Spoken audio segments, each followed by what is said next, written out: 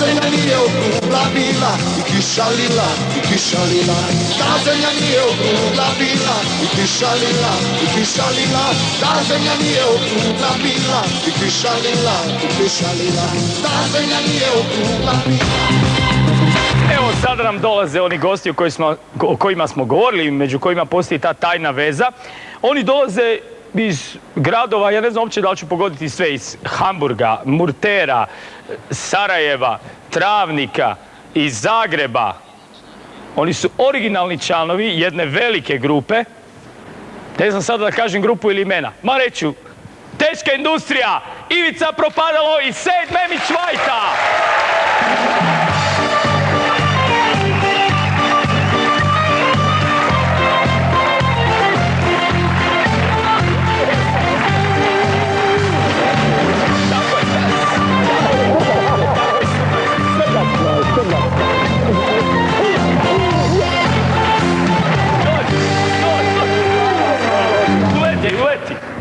Kako, ovo je jako srdačno je. To je ludo kako je i bilo.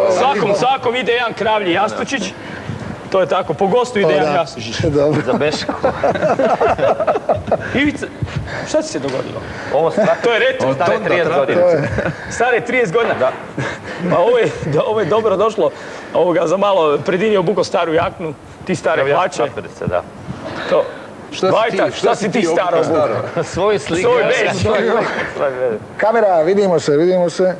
Donio sam svoj beđ. Pčele. Iz mladosti. Sad 30 godina. Prije 30 godina. Prije 30 godina? Jeste. Ali ne iz previše manje kila, kao ono prije. Da je... Zadovoljan sam izgledom. Gdje je? Svojim ili od beđa? Ali i sad izgledaš. I od beđa i sada. Pa bolje sad zgleda nego on. Pa zapravo prije... Onda sam mu ja komade mažnjavao, a sad bi on meni mogao. A nije, zapravo on je lijep čovjek, ali ga niko nije vidio od kose i brade. Tako je. 20 godina ga niko nije vidio. Ima i toga.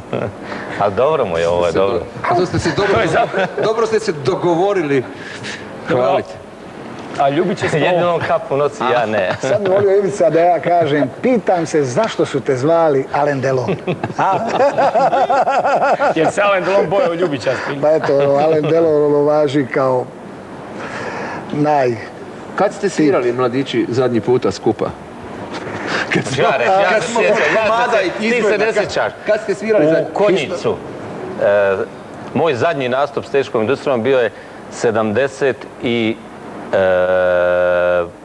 godine u Konjicu u 7. mjesecu. I taj datum pamtimo ko raspad Teške industrije. Nije on, ne, oni su nastavili to. A tiskar, kad si ti otišao sve? Riješili ste se Propadala i tek vam onda krenuli. Otišao im je, a dobro, da ne bi propali. Otišao je jedan vizualni dio im je otišao. Ti si otišao u slikare onda? A ne, otišao sam u Livno i vojsku i onda se oženio i... Ne, onda sam krenuo slikati, ali oni su nastavili s drugim basistom, ali sve dobro što su napravili su sa mnom. A ti vi se... Karavan, Jahovina... Jako skromno rečeno. Sve je to, da, sve. Ti kasnije više nisi svirao? Ne, ja sam se zarekao tada u Konjicu da više neću svirati. Ali za svoje buduće zvanje i kao scenograf, slikar i tako, zaista mogu zahvaliti ovome čovjeku, jer Teška industrija ima jedan, zaista u to vrijeme to se zvalo atrakcija, stvarno u bivšoj Jugoslaviji, u bivšoj državi se zvalo jugoslavenska atrakcija. To je zaista bio bend koji je imao vizualni nastup, ali to prije svega mora se zahvaliti Vajti koji je mene pokrenuo. I mi smo imali od pilanja drva, rušenje scene, zaista scenski nastup u to vrijeme sigurno nije imao niko bolji od nas. To su bile ilustracije stanovitih naših pjesama, jel? Točno. Imamo priču mi o Teškoj industriji pa da bacimo oko. Pa dobro, to je u crno-bijeloj tehnici. Nije, imamo mi kolor, imamo kolor. Pa ja. Aj, kolika je Javorina planina, aj si visoko.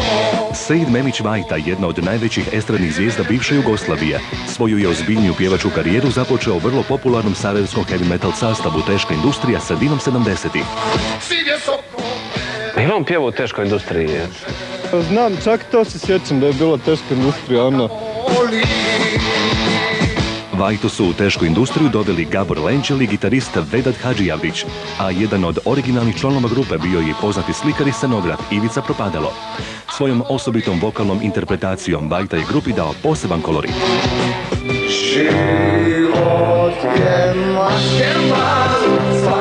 Nakon raspada teške industrije krajem 70-ih, Sejd Memić Vajta kreće u solo karijeru, a njegova prva ploča, Zlatna ribica iz 79. godine, ubrzo dobiva epitet platinaste.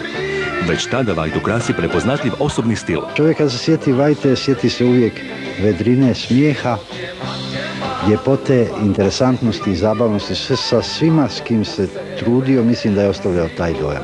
Uz neodoljivi šarm, Vajti je veliki uspjeh donijela i posebna promukla boja glasa kojom je pjevao stihove najpoznatijih skladatelja i tekstopisaca, poput Duška Trifunovića i Ranka Bobana.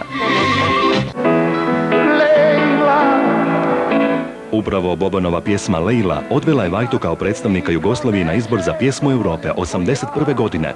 Zbog svega toga, Vajte se i danas mnogi sjećaju. Stariji imam bradu iz Bosne. Ostalo mi sjećanju nekakva duga crna kosa, možda ricasta. Crn, sad je vjerojatno malo već markantno, i glas mu je muški prodoran. Zaredali su brojni hitovi poput Ne očekuj da te itko razumije, Samo jednom srce voli, Kad bulbuli pjevaju, Zašto te tata pušta samu, Ne može to tako. Jednom mi je rekao, Bolan, ti sad počeo nositi saten kad smo mi prešli na farmerke. Ja sam prije toga nosio poderane traperice, ne?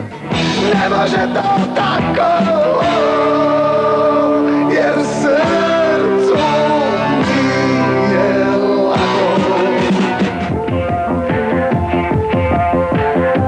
Generacije klinaca odrastale su uz TV emisiju Nedjeljni zabavnik, u kojoj je Vajta bio vrlo uvjerljiv kao voditelj. Nedjeljni zabavnik, to je najbolje u vezi Vajte. To je najbolje, to mu je najbolje što u životu ikad napravio on. I pitajte vašu baku da li je i koliko je gledala televiziju kad je bila mala. Zlatni i platinasti tiraži ploča, brojni televizijski i festivalski nastupi, prepune koncertne dvorane diljem Jugoslavije. Samo su neka od obilježja Vajtine zavidne karijere, koja ne prestaje do današnjeg dana. Volio bi ga ponovo vidjeti.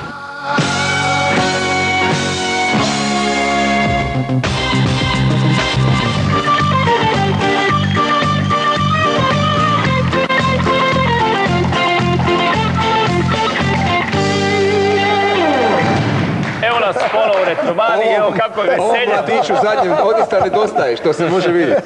Samo da kažem da je sa njama i gitarist iz originala. Bog Vedat. Vedat Hadžijavdić, ja veliki aplauz za njega isto.